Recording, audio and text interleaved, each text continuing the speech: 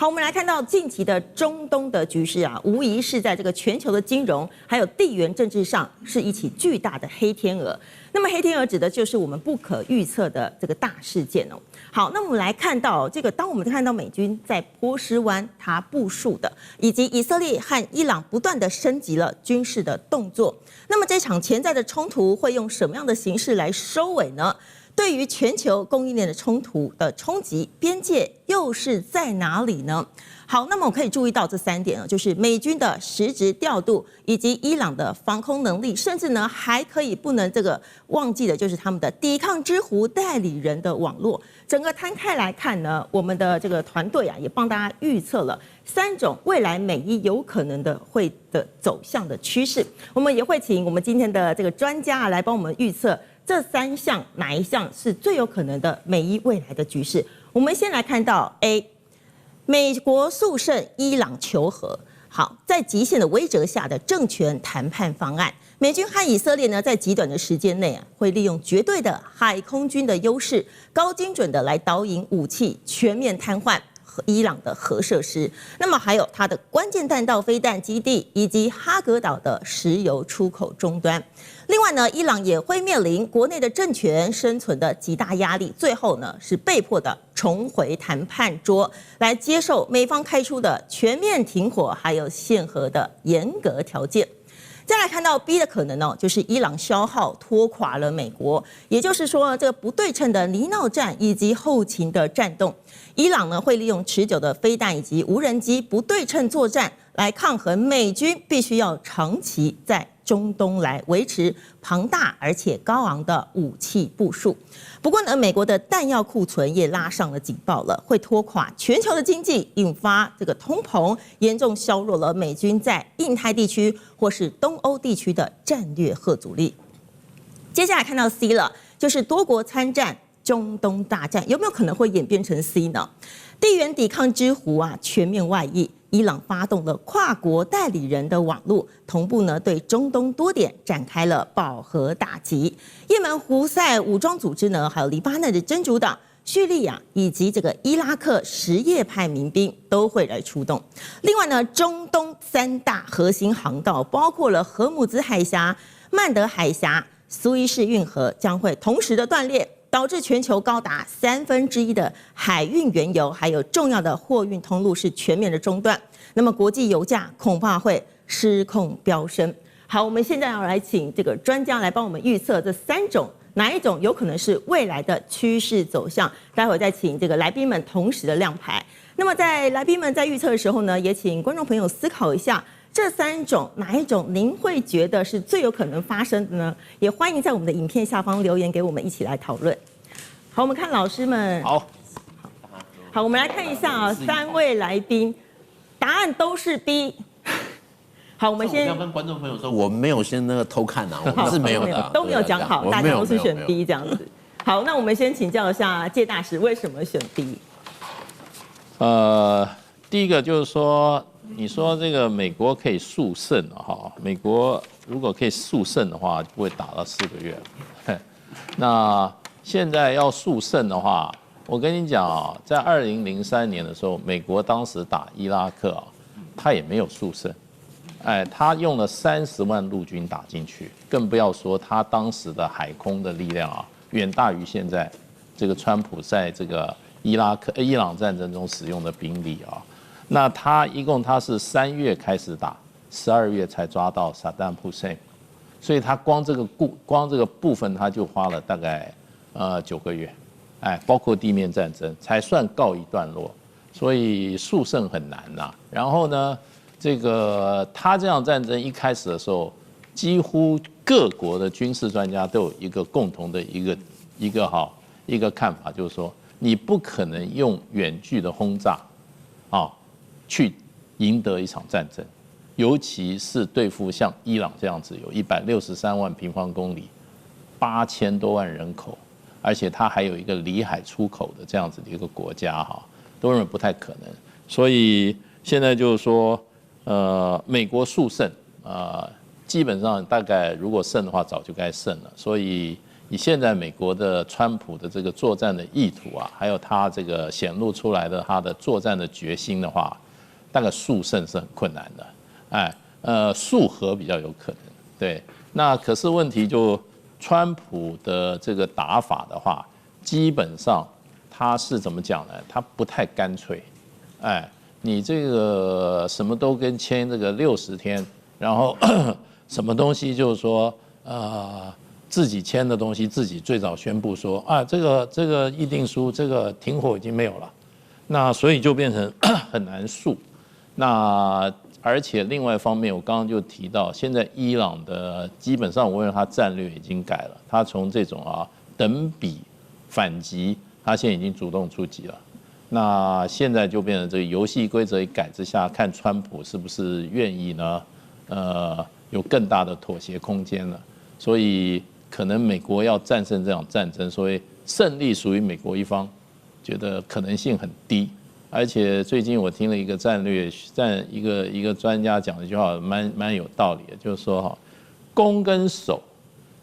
你只要沒有投降，你沒有戰敗，基本上你就算守的成功了，對不對？你本來就是守嘛，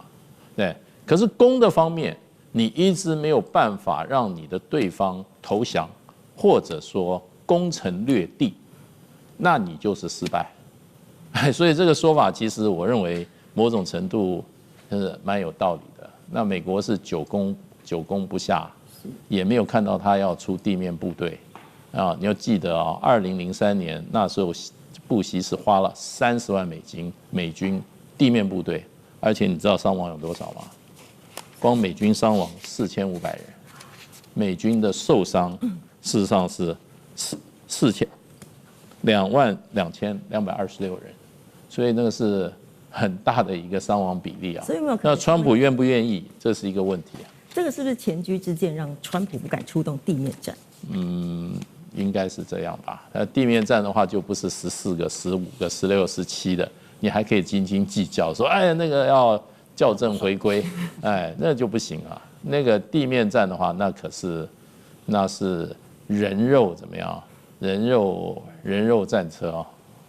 好，我們謝謝謝大使。那麼再問一下林老師，為什麼也選 B 呢 ？OK， 我們就先從這個最傳統的消去法嘛。我們這個是像以前考試，我們都說先消去法，先把不太可能的先去掉。我們就剛剛大使有去提到 A 這個，基本上要贏早就贏了嘛，不太可能拖到現在。那我們就講一下 C 好了。C 的話，你說有沒有可能這個全面開打？伊朗這一個，他跟這個胡塞組織、跟真主黨、跟這些敘利亞全部來做合作，我覺得合作有可能，但是現在來看的話，他也不太想把這場戰爭打到那麼大，因為如果你把這一場戰爭變成一個全面戰爭的話，那中東其他國家會怎麼看伊朗？因為講的難聽一點，今天就是因為你伊朗在這邊偶爾炸了2架這個無人機，偶爾有一些小型的攻擊，造成我們現在的一個景氣，造成我們現在的運輸，造成我煉油廠的一個攻擊，那會不會反而會讓這些中東國家聯合起來一起來對付伊朗？所以在這裡的話，伊朗它的攻擊雖然它之前主動發動了攻擊，可主動發動攻擊是告訴美國說，我也有主動發起攻擊的能力。他把戰場的主動權拉回到德黑蘭人手中，可是他會不會希望這變成全面的戰爭？他也不希望。那對美國來講的話呢，他當然也更不希望，甚至是我們其實看油價有一點，每次到90幾或者是在快到100的時候，感覺又有一個利多消息出來，然後又讓油價降到大概70塊錢左右。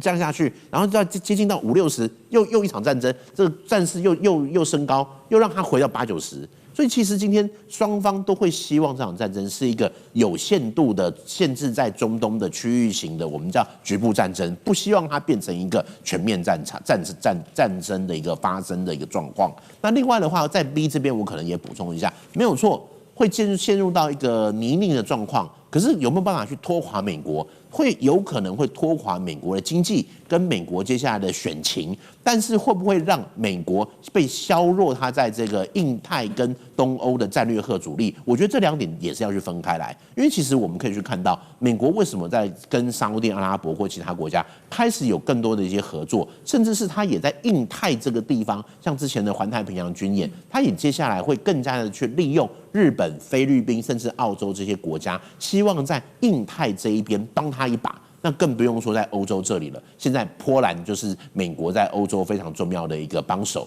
他也會希望的是，不是只有我美國的力量，而是我可以去透過我盟邦來幫助我在這個附近去做到一個戰略上的平衡，也去幫助我不要讓我美國被拖垮的那麼快。所以從這些角度來看的話，我個人還是覺得 B 的狀況會比較有可能。但是這個 B 的話，可能我會修正一下，把後面那一小段削弱美國在印太跟東歐地區的戰略嚇阻力那個地方，我會把它覺得做一些小小的修正。是，我們謝謝林老師。那麼戴老師的看法呢？我覺得當然有3個事情可以看在 B 發生了哈。第一個就是說，其實伊朗的策略我覺得很清楚，就是你美國沒有求勝的決心，你只是要跟我談。那用一個方式來談，所以美國的威信是不是能夠持續？因為包含他能不能管住旁邊的以色列，然後呢，配合美國自己的這些行動，我想伊朗可能都開始評估過你們2個是不是會有點矛盾會出來了哈。所以第一個就是我選擇這個戰略對我來講的話是有利的，選 A 跟 C 其實都不太可行，因為 A 就像大使講的，如果能夠做早就做完了，而且 A 的部分要求和，它事實上已經談了很多的版本了嘛哈。那 C 不太可能，原因是因為那個東西就要牽涉到很多大國要願意加入進來。那目前看起來中國也不會，俄羅斯自己在忙着打烏克蘭哈。那北韓應該也不太會去蠢蠢欲動啦，所以能夠要讓它掀起多國大戰的可能性是比較低啦。那第二個就是在消耗戰的這個背後來講的話，其實是一個各國在背後支持的消耗戰，好，包含中國、俄羅斯他們在科技跟產業上面的協助。所以雖然伊朗打到現在，我們理論上應該看到說，你飛彈都應該打完啊，無人機都應該用完啊，可是沒有哦，現在源源不絕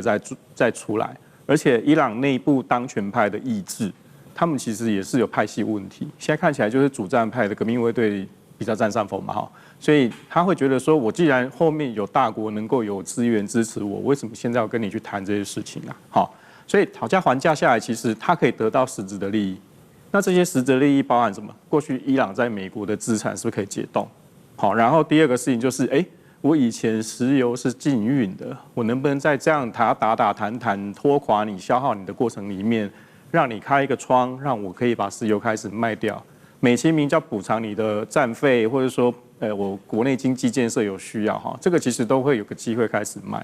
那同時去突破一個所謂國際禁運上的一個問題嘛，哈。所以我覺得在 B 的這樣的一個模式上面來講，其實對伊朗來講利益當然相對比較大，而且我可以利用不對稱的這些技術跟成本，讓你美國很難去應付。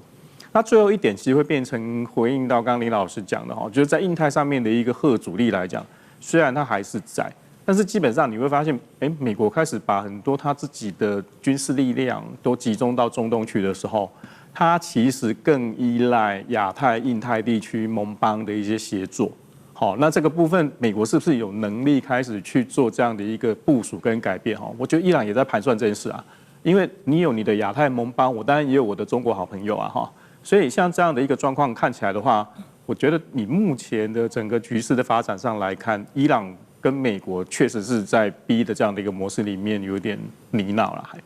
我們謝謝戴老師哦。接下來我們先休息一下，下半場會帶你來關注美國和中國的 AI 競賽。